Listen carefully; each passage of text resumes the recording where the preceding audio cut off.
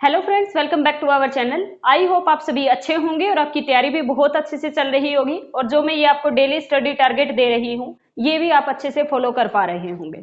तो अब जो अपना कल से यानी कि 25, 26 और 27 अप्रैल का जो स्टडी टारगेट रहेगा आपका वो हम डिस्कस करते हैं। ठीक है भाई, चलो आप या तो डीएसएसपी टीजीटी पीजीटी कैंडिडेट है या फिर आप एस्टेट कैंडिडेट है तो पेपर 1 में सबके लिए कॉमन रहेगा वो आपको क्या पढ़ना है।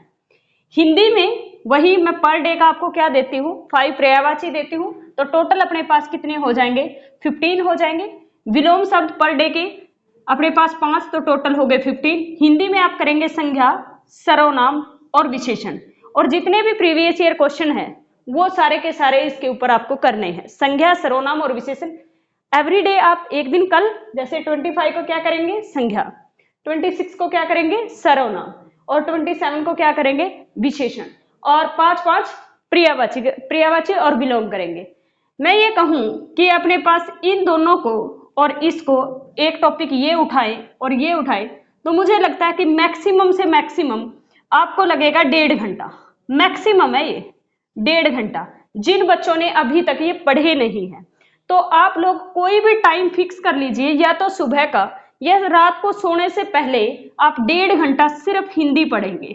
ठीक है, जैसे आप 9 बजे पढ़ रहे हैं 9 से 10, अगर आप 11 बजे सोते हैं तो 10 से 9:30 से 11 बजे तक आप बस जो सोने से पहले का टाइम है वो फिक्स कर लीजिए। 1.5 घंटा आप हिंदी पढ़ेंगे, 5 पर्यायवाची पर डे का, 5 विलोम पर डे का और एक यहाँ से संज्ञा एक दिन सर्वनाम, एक दिन विशेषण। और जैसे ही आपने संज्ञा खत्म किया नेक्स्ट डे आप सर्वनाम पढ़ेंगे तो ये 5 तो करने ही है, लेकिन पीछे के 5 रिवाइज भी करने। अगर कोई आज से भी स्टडी टारगेट को फॉलो करना चाहता है तो वो इस तरह से पढ़ेगा अब। ठीक है, नेक्स्ट अपने पास है इंग्लिश।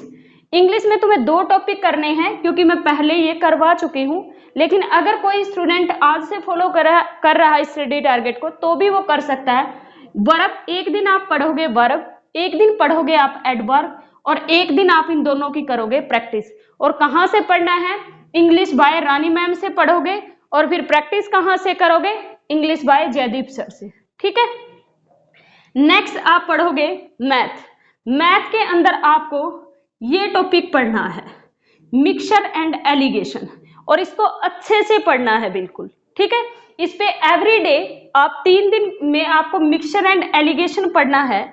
तो आप क्या करोगे, इस पे हर रोज 10 क्वेश्चन करोगे तो टोटल अपने पास 30 क्वेश्चन हो जाएंगे मिक्सचर एंड एलिगेशन के।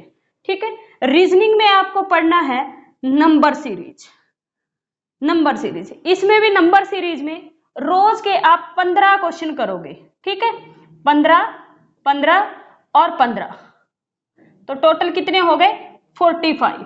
अगर आप सीरीज के नंबर सीरीज के 45 क्वेश्चन कर लेते हैं तो मुझे लगता है कि नंबर सीरीज आप फिर इजीली हैंडल कर लेंगे, क्योंकि डीएसएसबी में नंबर सीरीज बहुत हल्की आती है।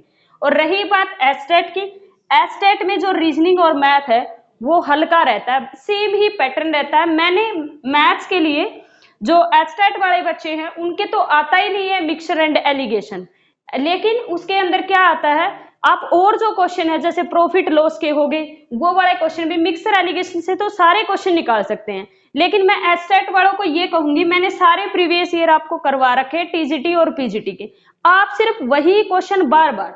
मैथ के लिए आपको, अगर आप एस्टेट कैंडिडेट है तो आपको अलग अलग पढ़ने की जरूरत नहीं, जो मैंने प्रीवियस ईयर आपको करवा रखे अपने इसी चैनल पे प्लेलिस्ट चेक करना, जो मैंने पढ़ा रखा उन्हीं के ऐसे ही सेम क्वेश्चन आ रहे हैं हर बार, तो उन्हीं क्वेश्चंस की प्रैक्टिस ज्यादा करिए, उन्हीं से रिलेटेड स्टेटमेंट को चेंज कर करके क्वेश्चन को करिए, लेकिन उनसे बाहर मत जाइए। क्योंकि कभी भी अभी तक मैंने जितने 2018 से लेके आपको करवाए हुए हैं पेपर, लेकिन उनमें कभी भी जो मैथ का टॉपिक है वो चेंज नहीं हो रहा, सिर्फ स्टेटमेंट चेंज हो रही है, तो आप सिर्फ उन्हीं को करिएगा।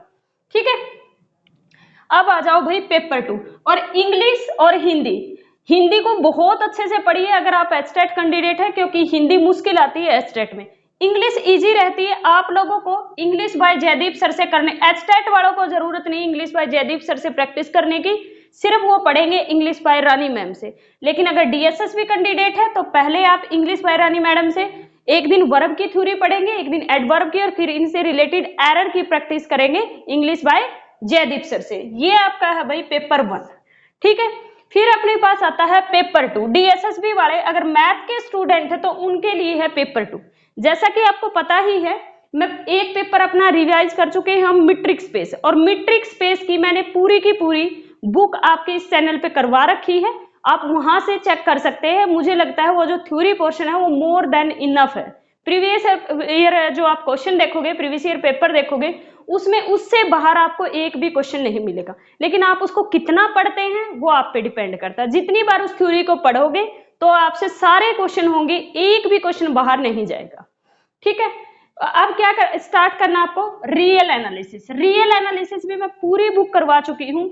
और एक तो अपने पास है रियल एनालिसिस ऑफ फंक्शन, वो नहीं करनी है, 2 बुक है ये। एक तो रियल एनालिसिस है जिसके अंदर अलजेब्राइक प्रॉपर्टी वगैरह है, अलजेब्राइक प्रॉपर्टी ऑफ रियल है, कंप्लीटनेस ऑफ रियल है, ये जो टॉपिक है वो वाली यूनिट करनी है आपको। 2 बुक है, मैंने दोनों करवा रखी है अपने यूट्यूब चैनल पे, लेकिन आपको कौन सी पढ़नी है, रियल एनालिसिस की। आप प्लेलिस्ट चेक करोगे, प्लेलिस्ट के अंदर ग्रीन ग्रीन कलर का वो लगा हुआ है जो थंबनेल है, वो वाली बुक आपको करनी है और उसकी पहली यूनिट पढ़नी है, सिर्फ फर्स्ट यूनिट पढ़नी है और उसकी कॉपी बनानी है और उसको 3 दिन तक बिल्कुल रट देना है, बिल्कुल अच्छे से कर देनी है, ठीक है। तो ये एक चीज का ध्यान रखना, मैं रियल इसलिए करवा रही हूँ आपके, दोनों बुक जो मैंने रियल की पढ़ा रखी है ना, वो दोनों बुक आपको अच्छे से पढ़नी है, क्योंकि रियल की जो बुक है, ये मैथ वालों के लिए बता रही हूँ, जो रियल आपका है वो आपका 16 से 20 क्वेश्चन लेगा भाई, क्योंकि पिछली बार भी 16 से 17 क्वेश्चन की एवरेज आ रही है। तो ये जो रियल की दोनों बुक है इसको अच्छे से पढ़ लो, क्योंकि रियल जो है आपका 16 से 20 नंबर के बीच में पूछा जाएगा डीएसएसबी में। ये तो आप छोड़ ही नहीं सकते, मेजर पोर्शन रियल ही है। रियल की ये दोनों बुक आपका मैक्सिमम पेपर को कवर करेंगे, यानी कि सबसे ज्यादा हाईएस्ट स्कोर रियल का ही रहेगा। तो आपको ये दोनों बुक अच्छे से करनी, क्या करनी है, देखो मैंने पहले मीट्रिक स्पेस की जब रिवीजन दिया तो 2-2 यूनिट दी थी, लेकिन अब की बार मैं यूनिट 1 ही दे रही हूँ 3 दिन में, क्योंकि रियल का जो जितने मैक्सिमम क्वेश्चन हो सकते हैं क्वेश्चन प्रैक्टिस करिए, और थ्योरी तो आपको वही पढ़नी ही है, ठीक है। तो रियल की आप क्या करिए, यही थ्योरी पढ़िएगा, ठीक है। तो आपको यूनिट फर्स्ट बहुत अच्छे से करनी है, अच्छे से पढ़नी है बिल्कुल। ये रहेगा अपना 25, 26, 27 अप्रैल का स्टडी टारगेट।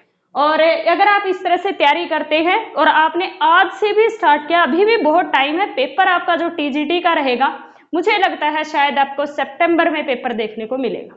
तो तब तक अपनी तैयारी करते रहिएगा, कंटिन्यूअसली खुद को मोटिवेट रखिएगा, ठीक है। चलो बाय बाय, मिलते हैं नेक्स्ट क्लास में।